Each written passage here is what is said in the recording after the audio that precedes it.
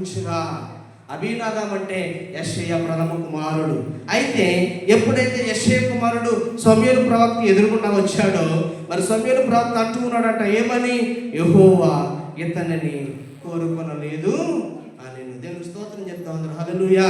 యెషయా కుమారుని పిలవమన్నాడు, మంచిదే, వారందరూ కూడా ఎదురుకు వస్తూ ఉన్నారు. కానీ అక్కడ సమూయేలు ప్రవక్త అంటూ ఉన్నాడు, యెషయా కుమారుని ఈయన మాత్రము కాదు, ఈయనని ఎవరు కోరుకోలేదు, దేవుడు ఇతనిని కోరుకునలేదని చెప్పాడంట. మరలా 9వ వచనానికి మనం వెళ్తే, 9వ వచనానికి, అప్పుడు యెషయి షమ్మాను పిలవగా అతడు యెహోవా ఇతనిని కోరుకునలేదు. చాలండి.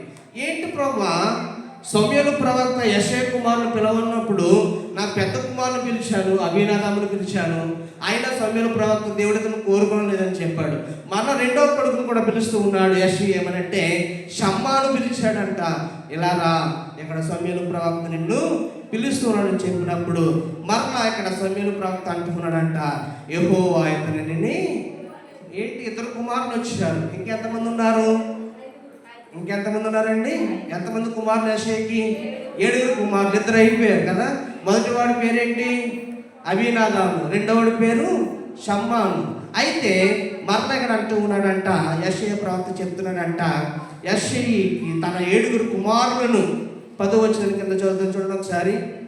యెషయి తన 7 కుమారులను సమూయేలు ఎదురుకు పిలవగా సమూయేలు యెహోవా వీరిని కోరుకొనలేదని చెప్పాను, నీ కుమారులందరూ ఇక్కడ ఉన్నారా అని యెషయాను అడుగగా అతడు ఇంకాను కడసారి వాడు, అయితే వాడు గొర్రెలను కాయించున్నాడని చెప్పాను. చాలండి. ప్రియమైన దేవుని సంగబిడ్డలారా, దేవుడు ఎన్నుకునే పాత్ర ఏ రకంగా ఉంటుందంటే, ఆయన కొరకు పనికొచ్చేవారిని దేవుడు ఏ రకంగా ఎన్నుకుంటాడంటే, దేవుడు పనికి లేని వారిని కూడా పనికొచ్చే వాళ్ళగా దేవుడు చేస్తాడంట. ఇక్కడ ఎంతమంది కుమారులు పిలిచాడు? 2 అయిపోయారు. అయితే అక్కడ యెషయా అడుగుతున్నాడు, సమూయేలు ప్రవక్త యెషయాను అడుగుతున్నాడంట, యెషయా గారు మీకు 2 కుమారులే ఉన్నారా, ఇంకెవరైనా కుమారులు ఉన్నారని అడిగినప్పుడు అప్పుడు యెషయా అంటూ ఉన్నాడంట, నాకు 7 కుమారులు ఉన్నారు, వాళ్ళందరినీ కూడా పిలవమని చెప్పాడంట సమూయేలు ప్రవక్త. మరి యెషయా ఏం చేశాడంటే వారి కుమారులందరూ కూడా సమూయేలు ప్రవక్త దగ్గరికి పిలిచాడంట. అయితే సమూయేలు ప్రవక్త అంటూ ఉన్నాడంట, నీ కుమారులందరూ ఇక్కడే ఉన్నారా? 6 కుమారులు వచ్చారు, 7వ వాడు ఏడని అడిగినప్పుడు, నీ కడసారి కుమారుడు అంటే నీ చివరి కుమారుడు ఎక్కడ ఉన్నాడని చెప్పినప్పుడు అడిగినప్పుడు యెషయాను అడిగినప్పుడు యెషయా అన్నాడంట, అయితే వాడు గొర్రెలను కాయించున్నాడని చెప్పాను కదా. ఆ గొర్రెలు కాయించుకున్నాడు పేరేంటి? దావీదు. యెషయా కుమారులో చివరి వాడు పేరేంటంటే దావీదు. ఈ దావీదుని అయితే దేవుడి ప్రణాళిక ఎవరి మీద ఉంది? 7 కుమారులు ఉన్నారు. 7 కుమారులు కూడా లాస్ట్ వాడి మీద ఉంది. ఆ చివరి వాడి పేరేంటంటే దావీదు. అయితే ఆ దావీదుని ఎన్నుకోవడానికి దేవుడు సమూయేలు ప్రవక్తను పంపించాడు అక్కడికి. సమూయేలు ప్రవక్తను ఎప్పుడైతే యెషయా ఇంటి దగ్గరికి పంపించాడో అక్కడ యెషయా అడుగుతున్నాడు, యెషయా కూడా ఆశ్చర్యపడుతున్నాడు, అదేంటి మరి సమూయేలు ప్రవక్త నా కొడుకులందరినీ వెనక పంపించేస్తున్నాడు, 2 కొడుకులు వచ్చారు, మరలా వీళ్ళు కాకపోతే ఇంకా 6 వచ్చారు, ఏంటి 6 కూడా దేవుని ప్రణాళిక లేదని యెషయా అడుగుతున్నప్పుడు అప్పుడు అంటూ ఉన్నాడంట, చివరి వాడు ఉన్నాడు కదా, ఎక్కడ ఉన్నాడని చెప్పినప్పుడు ఆయన గొర్రెలు కాస్తాడని చెప్పావు కదా, ఒక్కసారి ఆ గొర్రెలు కాచేమని ఒకసారి నా దగ్గరికి రమ్మని చెప్పినప్పుడు సమూయేలు ప్రవక్త అడిగినప్పుడు అప్పుడు అంటూ ఉన్నాడంట, అందుకు సమూయేలు 11వ వచనంలో, అందుకు సమూయేలు నీవు వాని పిలువనంపించుము, అతడు ఎక్కడికి వచ్చే వరకు కూడా మనం కూర్చుందామని. అక్కడ సమూయేలు ప్రవక్త అంటూ ఉన్నాడు యెషయా తోటి, నీవు నీ కుమారుని పిలువురా, ఎందుకంటే పిలుచుకురా, నేను ఎంత సమయాన్ని ఇక్కడ నేను కూర్చుంటాను. ఎందుకంటే దేవుడు సమూయేలు ప్రవక్తని అక్కడికి పంపించాడు.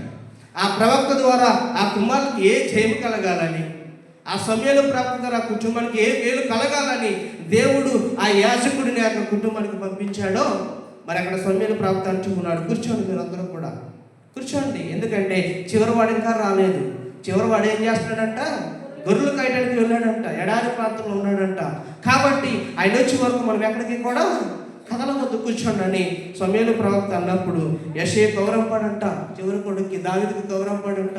ఏమనంటే అర్జెంటుగా దావీదుని నాకు మరి గృహానికి రమ్మను, మరి దైవజనుడు మరి యాజకుడు సమూయేలు ప్రవక్త మరి యొక్క ఇంటికి వచ్చాడని కౌరు పంపినప్పుడు దావీదు అక్కడ అంటూ ఉన్నాడట, అతని వారి విలువ నంపించి లోపలికి తోడుకుని పంపించాడు. మరి దావీదు ఇంటికి వచ్చాడు. అయితే దావీదు ఎలా ఉన్నాడంటే 12వ వచనాన్ని చూద్దాం చూడండి.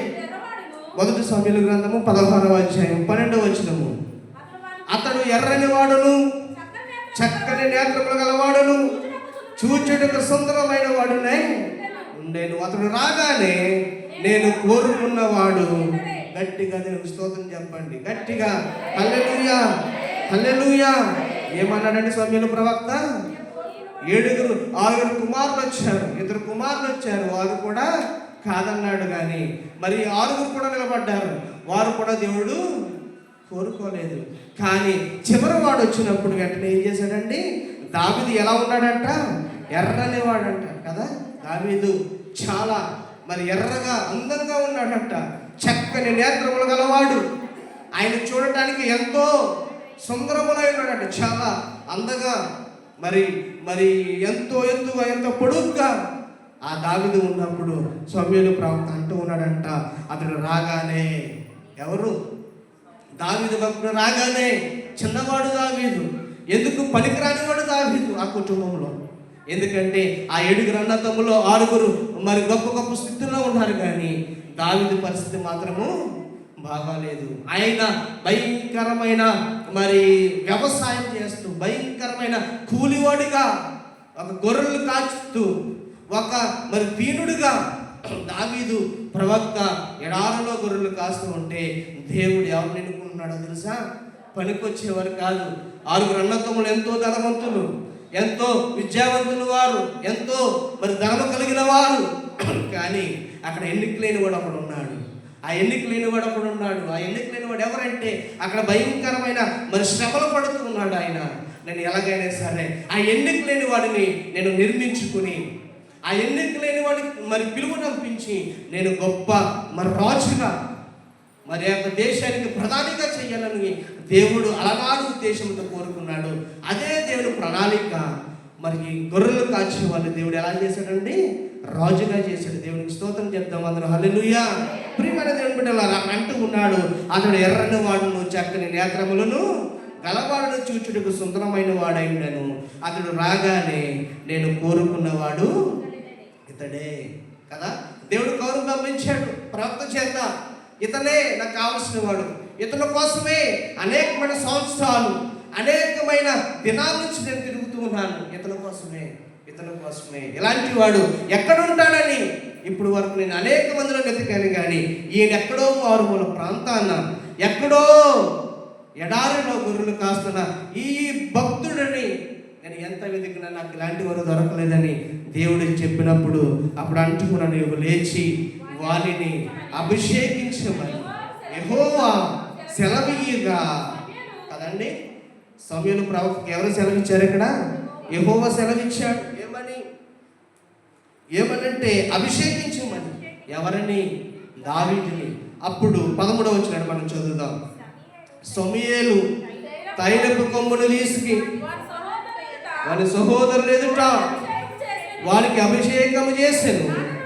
నాట నుండి యెహోవా ఆత్మ దావీదు మీదకి బలముగా వచ్చెను.